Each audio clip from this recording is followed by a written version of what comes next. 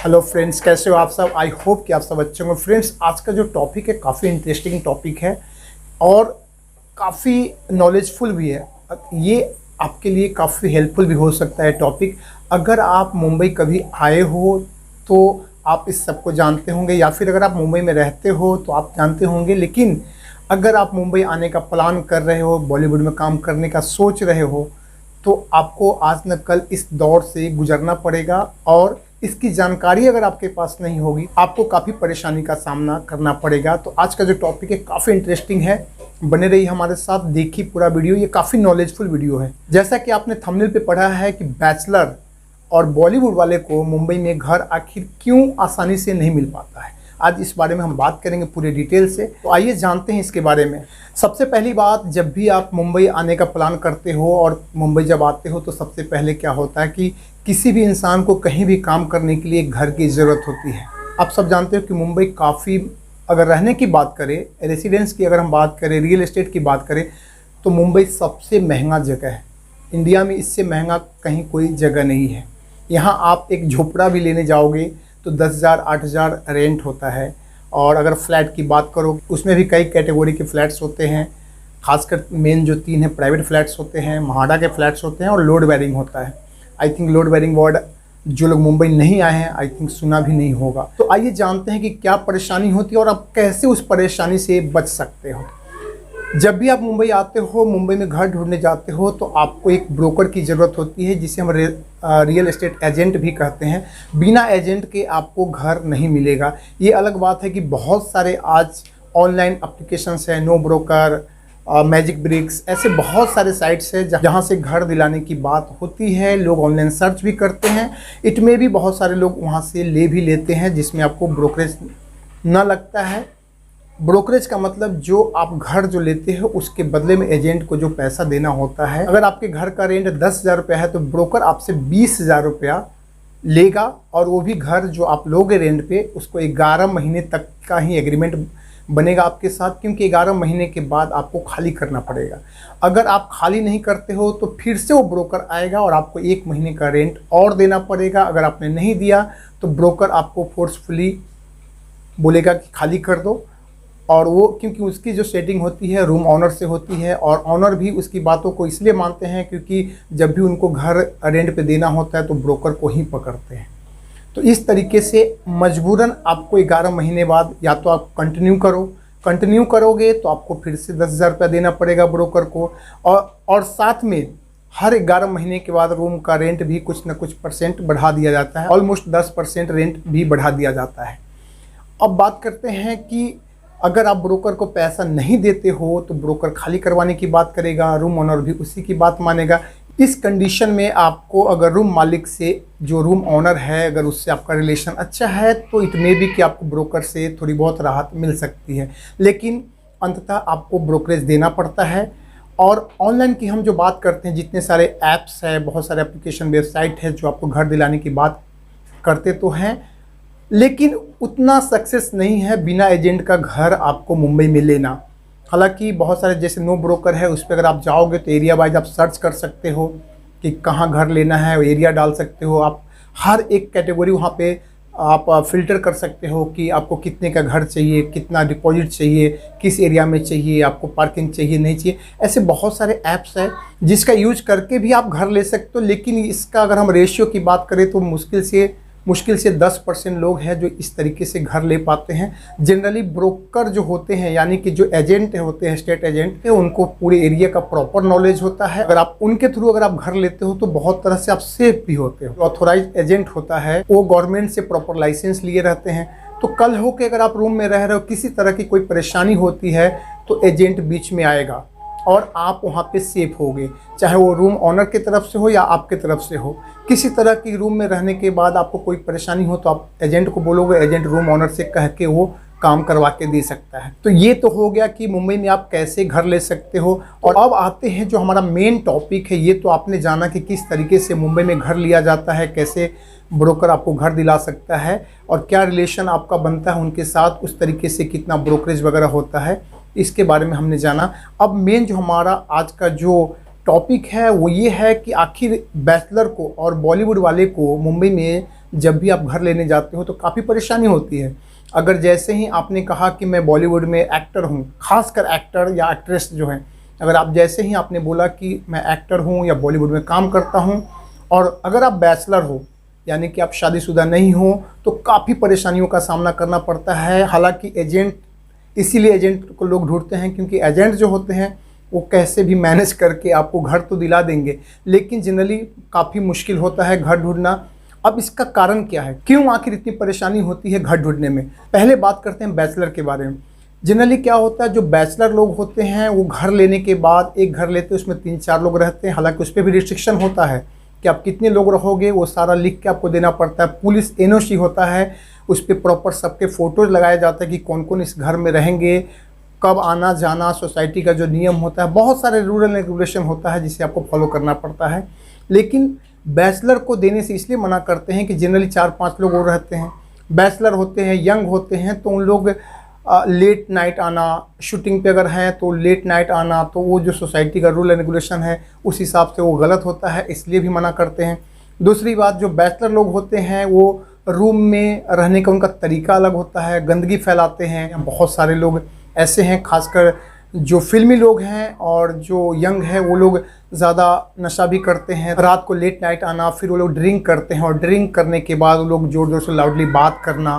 तो ये एक बहुत बड़ा अहम फैक्टर होता है कि लोग मना करते हैं सोसाइटी में उनको रूम देने से। और सबसे जो मुख्य फैक्टर होता है जो रूम ऑनर मना करते हैं बैचलर को घर देने में, जनरली जो बैचलर लोग होते हैं वो रात में पार्टियों में जाते हैं या फिर शूटिंग वूटिंग पे काम करते हैं, बहुत सारे लोगों से उनकी दोस्ती होती है, तो वो लोग बहुत सारे ऐसे केसेस में देखा गया है कि वो लड़कियों को साथ में लेके आते हैं, और जो कि ये कोई भी सोसाइटी बर्दाश्त नहीं करती है। हालांकि ऐसे बहुत सारे केसेस मिले हैं जिसमें लड़कियों के साथ गलत हुआ है, बाद में रिवील हुआ है। इन सब घटनाओं को देखते हुए जो रूम ऑनर होते हैं या फिर जो सोसाइटी का जो एक रूल एंड रेगुलेशन होता है उसमें बैचलर और बॉलीवुड वाले को घर देने से वो लोग मना करते हैं।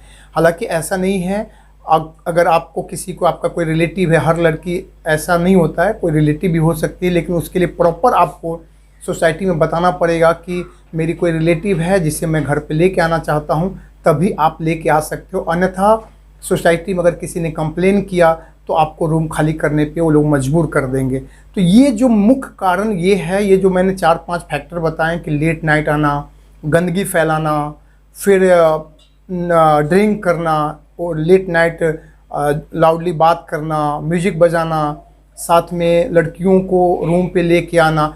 मैं ये नहीं कह रहा उनके साथ कोई इलीगल रिलेशन होता है, लेकिन ऐसे भी अगर आप लेके आते हो, क्योंकि ये दुनिया है, कुछ भी कह सकती है, कुछ भी समझ सकती है, तो इसके कारण ज़्यादातर केस में ऐसा ही होता है, जिसके कारण कभी भी अगर आप रूम लेने जाते हो मुंबई में तो आपको जो रूम ऑनर है वो आपको मना कर देते हैं। जैसे ही पूछते कि लड़का करता क्या है, जैसे आपके पेशे के बारे में या आपके ऑक्यूपेशन के बारे में पूछते हैं, जैसे अगर आपने कहा कि बॉलीवुड में या फिर बैचलर की बात जैसे ही आएगी तो वो लोग नाक भौं सिकोड़ने लगते हैं।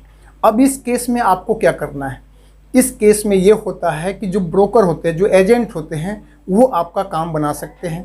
आपको एजेंट को प्रॉपर हर एक चीज़ बता देना है, वो आपको कैसे हैंडल करना है वो जानता है। वो रूम ओनर को समझाएगा, सोसाइटी को समझाएगा कि सारा रिस्क वो लेगा कि कोई परेशानी होगी तो हम उसे हैंडल करेंगे। ऐसे केसेस में घर आपको मिल जाता है। ऐसा मैं नहीं कह रहा हूँ कि घर नहीं मिलता इन लोगों को, सब लोग घर में रह रहे, सबको घर मिलता है, लेकिन ये परेशानी होती है। कई सारे लोगों ने मुझसे पूछा था पर्सनली मैसेज करके, वो लोग मुंबई आना चाहते हैं। बहुत सारी ऐसी बातें उनको यूट्यूब से या सोशल मीडिया का ज़माना है, उनको पता चला तो उन्होंने पूछा मुझसे।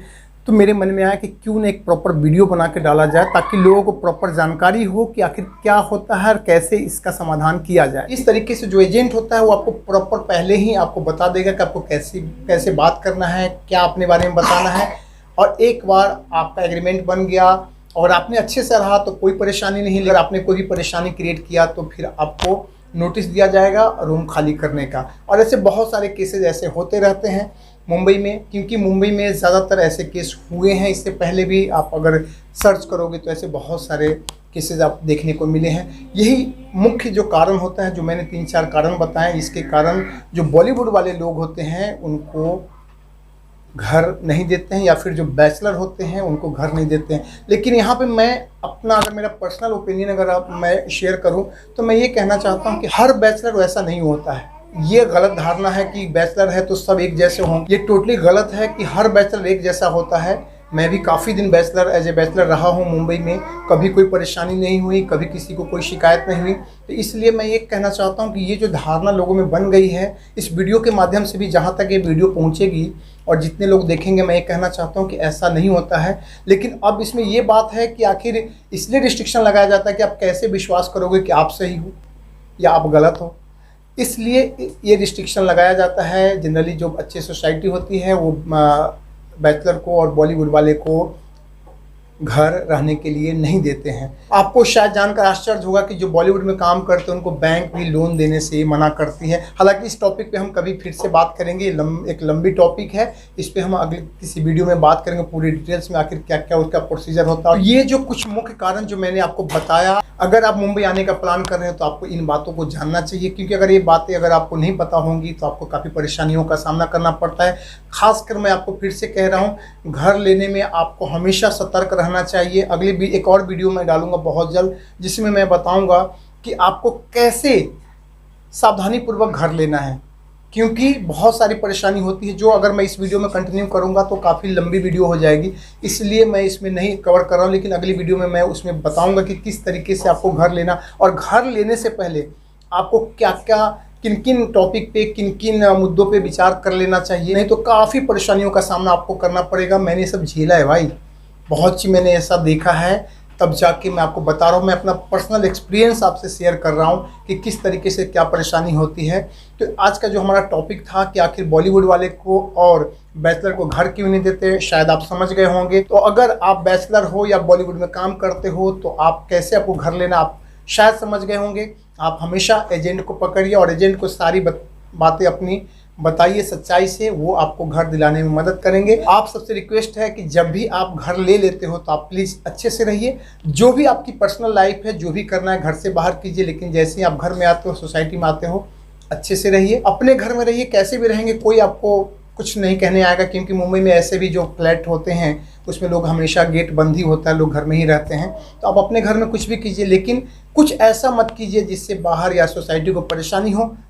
अगर उनको परेशानी होगी तो आप परेशानी में आ जाओगे। आई होप कि इस वीडियो से अगर आपको कुछ भी बेनिफिट हुआ हो, कुछ समझने और जानकारी मिली हो, तो प्लीज़ इस वीडियो को लाइक कीजिए। और इसी तरह के और भी बॉलीवुड में काम, हालांकि मेरा जो चैनल है बॉलीवुड से रिलेटेड चैनल है, तो बॉलीवुड में बहुत सबसे ज़्यादा लोग मुंबई बॉलीवुड के सपने लेके आते हैं, इसलिए ये टॉपिक को चैनल पे डालना ज़रूरी था। हालांकि इससे पहले भी मैंने इस एरिया में कितना रेंट होगा, कितना डिपॉजिट होगा, कहाँ कहाँ आप रह सकते हो, जहाँ से आप बॉलीवुड में आसानी से आ जा सकते हो, इस पे मैंने पूरे डिटेल से लगभग आधे घंटे का वीडियो बनाया। आप उस वीडियो को देख सकते हो, जिसमें मैंने एक एक चीज़ मेंशन किया है। मैं आपको एश्योर करता हूँ कि ऐसा वीडियो आपको शायद यूट्यूब पे नहीं देखने को मिलेगा, तो उस वीडियो को भी आप देख सकते हो। और इससे जो भी एक्टर्स या फिर बॉलीवुड में काम करने वाले लोगों को क्या क्या परेशानी होती है, इस पर मैं हमेशा इस टॉपिक पे ऐसे वीडियोज लेके आता रहूँगा। तो प्लीज़ इस वीडियो को लाइक कीजिए, और पहली बार अगर आप चैनल को विजिट कर रहे हो तो इस चैनल को सब्सक्राइब कीजिए। इस चैनल पे आपको